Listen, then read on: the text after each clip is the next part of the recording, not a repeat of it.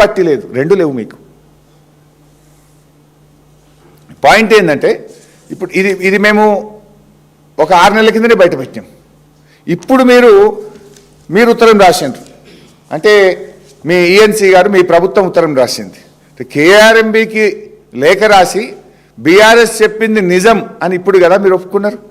ఆ రోజు మమ్మల్ని తిట్టిండ్రు మేము బయట పెడితే, అతి తక్కువ నీళ్లు వాడుతున్నారు, మీరు ఫెయిల్ అవుతుండ్రు అంటే మా మీద రాజకీయంగా బురద జల్లిండ్రు, ఏదో తిట్టిండ్రు. మేము ఈ రాష్ట్రం కోసం, ఈ రాష్ట్ర హక్కుల కోసం ఎన్ని తిట్లు పడడానికైనా సిద్ధం. తిట్లు తిన్నా మిమ్మల్ని ఇడిచిపెట్టాం, మాకు ఈ రాష్ట్ర హక్కులు కాపాడాలి. మమ్మల్ని తిట్టిండ్రు. ఇవాళ మేము చెప్పిందే నిజమని మీరే ఉత్తరం రాసింది కదా కేఆర్ఎంబీకి. అరే అడ్డగోలుగా వాడుతుంది ఆంధ్రప్రదేశ్, జర ఆపుండ్రి.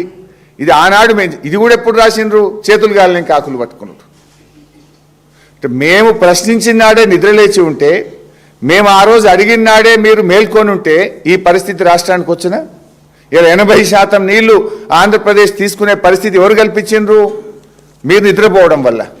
మేము ఆనాడు మేము ప్రశ్నించిన నాడే, 6 నెలల కింద మేము చెప్పిన నాడే మీరు బాధ్యతగా వ్యవహరించి ఉంటే, అధికారులకు స్పష్టమైన ఆదేశాలు ఇచ్చి ఉంటే, మీరు జాగ్రత్తగా వ్యవహరించి ఉంటే ఇవాళ ఈ రాష్ట్రానికి ఇంత నష్టం అవుతుండేనా అని నేను అడుగుతా ఉన్నా. అంటే నామమాత్రంగా లేఖలు రాయడం తప్ప మీరు చేస్తున్నదైతే ఏం లేదు. ఇంకా దారుణమైన పాయింట్ ఏంటంటే ఈఎన్సీ గారేమో ఆయన దాంట్లోనే 664 టీఎంసీలు తీసుకుపోయింది అని ఈఎన్సీ గారు లెటర్ రాసిండ్రు. 664 టీఎంసీ. ఇది యాజ్ ఆన్ ఈ 664 టీఎంసీలు 29 జనవరి 2026 అని రాసిండ్రు. అదే ఈఎన్సీ గారేమో 664 అన్నాడు. కేఆర్ఎంబీ ఆంధ్రప్రదేశ్కి ఉత్తరం రాసింది. అంటే కేఆర్ఎంబీ వ్యవహారము బీజేపీ ప్రభుత్వ వ్యవహారం ఎట్లుంది అంటే, కేఆర్ఎంబీ అంటది 555 టీఎంసీలు తీసుకుపోయింది అని కేఆర్ఎంబీ అంటది. 555 ఇది డేట్ ఎన్నడు? 6 ఫిబ్రవరి, లేటెస్ట్ 6 ఫిబ్రవరి 2026 నాడు కేఆర్ఎంబీ ఆంధ్రప్రదేశ్కి రాసింది. ఏమంటది? మీరు 555 టీఎంసీలు 78% తీసుకుపోయినరు, ఇక ఆపుండ్రి అని. అంటే 100 టీఎంసీలు తక్కువ చేసిండ్రు. తీసుకుపోయింది 664, కానీ కేఆర్ఎంబీ ఏమంటుంది? 555 టీఎంసీలు అంటుంది. అంటే ఇది ఎట్లుందంటే, అడగాల్సిన రేవంత్ రెడ్డి అడగడు, హక్కులు కాపాడాల్సిన కేఆర్ఎంబీ కాపాడదు. ఇలా ఈ రాష్ట్రంలో ఉన్న కాంగ్రెస్ ప్రభుత్వము కేంద్ర ప్రభుత్వాన్ని, కేఆర్ఎంబీని, ఆంధ్రప్రదేశ్ ప్రభుత్వాన్ని ప్రశ్నించి మన హక్కులు కాపాడాలి. కాపాడాల్సిన రేవంత్ రెడ్డి ఏమో నిద్రపోతాడు, అడగాల్సిన రేవంత్ రెడ్డి నిద్రపోతాడు. ఇది కాపాడే బాధ్యత ఎవరిది? కేంద్ర బీజేపీ ప్రభుత్వం. కేఆర్ఎంబీ ఎవరి నాయకత్వంలో ఉంటుంది? కేంద్ర ప్రభుత్వం కింద కేఆర్ఎంబీ ఉంటుంది. ఈ రాష్ట్రం నుంచి 2 మంత్రులు ఉన్నారు, బీజేపీ మంత్రులు, కిషన్ రెడ్డి కానీ సంజయ్ గారు కానీ. పొద్దున్నేస్తే కేసీఆర్ గారి మీద పడేడ్చుడే తప్ప మరి ఎట్లా పోతున్నాయి? మా తెలంగాణకు తాత్కాలిక ఒప్పందం ప్రకారంగా 34% నీళ్లు ఎందుకు ఇవ్వడం లేదు, ఏం చేస్తుండ్రు అని ఒక్కనాడన్న కిషన్ రెడ్డి గారో సంజయ్ గారో కేఆర్ఎంబీని రివ్యూ చేసిండ్రా? కేఆర్ఎంబీ మీ సంస్థ కదా, మీరు కదా ఇవాళ ఢిల్లీలో అధికారంలో ఉన్నది. అడగాల్సిన రేవంత్ రెడ్డికేమో నా ఆర్ఆర్ ట్యాక్సులు ఎక్కడ బయటకు తీస్తారో, నా సంగతి ఏమవుతుందో అని ఆయన పొద్దున్న లేస్తే కేసీఆర్ గారి మీద పడేడుస్తుంటాడు. మరి అలా హక్కులు కాపాడాల్సింది ఆ సంస్థను, కేఆర్ఎంబీని నిర్వహించాల్సిన బీజేపీ ప్రభుత్వం కూడా తెలంగాణకు అన్యాయం చేస్తుంది. అంటే కాంగ్రెస్ బీజేపీలు ఇద్దరూ కలిసి తెలంగాణ నీళ్లను ఆంధ్రాకు దోచిపెడుతున్నారు. ఇది నా మాట కాదు, ఇది ఈఎన్సీ గారి మాట, ఇది కేఆర్ఎంబీ మాట. డాక్యుమెంట్లు పెట్టుకొని మాట్లాడుతున్నారు తప్ప నేను రాజకీయంగా మాట్లాడతలేను. అడ్డగోలుగా తెలంగాణ నీళ్లు తీసుకుపోతున్నారు, తెలంగాణ నోళ్లు కొడుతున్నారు, తెలంగాణ భూములను బీళ్లు పరుస్తున్నారు, తెలంగాణకు మంచినీళ్లు లేకుండా జరిగే పరిస్థితి అయితే ఉంది.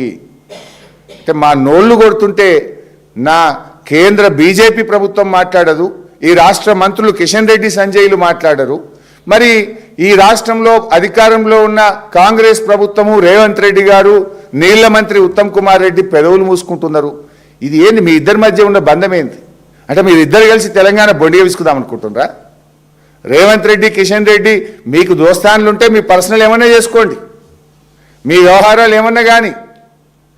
చంద్రబాబు నాయుడుకు రేవంత్ రెడ్డి మధ్య ఫెవికాల్ బంధం ఉండని, మాకు అభ్యంతరం లేదు. కానీ ఈ రాష్ట్ర హక్కులు కాలరాసే హక్కు మీకు లేదు. ఈ రాష్ట్ర హక్కులు కాపాడాలనే కదా మీకు అధికారం ఇచ్చింది ప్రజలు.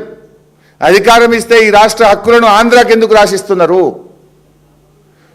రేవంత్ రెడ్డి రాసిస్తాడు, బీజేపీ ప్రభుత్వం కళ్ళు మూసుకొని చూస్తూ ఉంటుంది.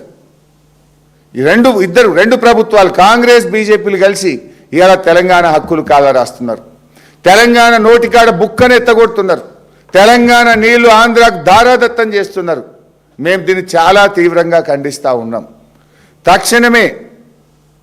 తక్షణమే దీని మీద స్పందించాలని, ఆంధ్రప్రదేశ్ నీటి మళ్లింపును నిలిపివేయాలని, క్యారీ ఫార్వర్డ్ కింద తెలంగాణ నీళ్లను సాగర్ శ్రీశైలంలో ఆపి పెట్టాలని చెప్పి మేము ఇటు బీజేపీని కేఆర్ఎంబీని డిమాండ్ చేస్తూ ఉన్నాం. ఒకవేళ ఈ సంవత్సరానికి వాడుకోంగా ఏమైనా మిగిలితే క్యారీ ఫార్వర్డ్ విధానం ఉంటుంది. సాగర్లో శ్రీశైలంలో ఆపెట్టుకుంటే వచ్చే వానకాలం పంటలకు నారుమల్లకు ముందుగానే నీళ్ళు ఇచ్చుకునే అవకాశం ఉంటుంది. దురదృష్టవశాత్తు వచ్చే సంవత్సరం కరువు వచ్చినా మన నీళ్లు మనకు అక్కడ ఉంటే మంచినీళ్లకు హైదరాబాద్కు దక్షిణ తెలంగాణకు ఇబ్బంది లేకుండా ఉంటుంది. మీరు ఎట్లా వదిలిపెడుతున్నారు? ఎంతసేపు కేసీఆర్ గారి మీద పడేడ్చుడేనా? ఆ బీజేపీ వాళ్ళు కేసీఆర్ గారి మీదనే పడేడుస్తారు. కాంగ్రెస్ వాళ్ళు పొద్దుగాలేస్తే కేసీఆర్ గారి మీద పడేయడము, కేసీఆర్ గారు జపం చేయడమే రేవంత్ రెడ్డికి. చిచ్చాట్లు పెట్టుడు, ప్రభుత్వ పైసలతో ఎన్నికల ప్రచారాలు చేసుడు, కేసీఆర్ గారి మీద పడేయడమేనా? రాష్ట్ర హక్కులు కాపాడరా? మీకు బాధ్యత లేదా? మీరు కుర్చీలో కూర్చున్నది మన రాష్ట్ర హక్కులను ఆంధ్రాకు దారాదత్తం చేయడానికా, మన హక్కులు కాలరాయడానికా? నీకు ఆ హక్కు లేదు. మీరు అట్లా చేస్తుంటే, రాష్ట్ర ప్రయోజనాలు దెబ్బతింటే బీఆర్ఎస్ పార్టీ చూస్తూ ఊరుకోదు. అవసరమైతే బీఆర్ఎస్ ప్రత్యక్ష పోరాటానికి సిద్ధమవుతుంది. త్వరలో కేఆర్ఎంబీ ఆఫీసును ముట్టడిస్తాం. అవసరమైతే మా ఎంపీలు కేంద్రంలో జలవనరుల శాఖ మంత్రిని కలిసి బీఆర్ఎస్ ఎంపీలు తెలంగాణకు జరుగుతున్న అన్యాయం మీద కేంద్ర మంత్రికి చెప్తాం. పార్లమెంట్లో కూడా ఈ అంశాన్ని గట్టిగా లేవనెత్తుతాం. 8 ఎంపీలు కాంగ్రెస్ గెలిచినా, 8 ఎంపీలు బీజేపీ గెలిచినా తెలంగాణ హక్కులు కాలరాయబడుతుంటే కాంగ్రెస్ ఎంపీలు పెదవి విప్పరు, బీజేపీ ఎంపీలు రాష్ట్ర హక్కులు కాపాడరు. ఇది ఎక్కడి అన్యాయము? బట్ అయినా బీఆర్ఎస్ రాజ్యసభలో మాకున్న 4 ఎంపీలు రాజ్యసభలో ప్రస్తావిస్తాం, కేంద్ర ప్రభుత్వం దృష్టికి తీసుకుపోతాం. బీఆర్ఎస్ ఆధ్వర్యంలో కేఆర్ఎంబీ ఆఫీసును ముట్టడించి మేము ఒత్తిడి పెంచుతాం. ఈ రాష్ట్ర హక్కుల కోసం బీఆర్ఎస్ పోరాటం చేస్తుంది. Thank you.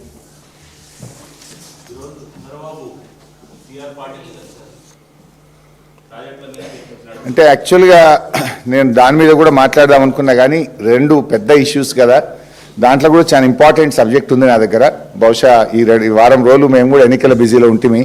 రేపు ఎల్లుండి ఈ గోదావరి పెన్నా బేసిన్ మీద ఇవన్నీ విషయాలు కూడా కొన్ని ఇంపార్టెంట్ ఇష్యూస్ ఉన్నాయి. దాని మీద నేను మళ్ళీ 1-2 రోజుల్లో మాట్లాడతా.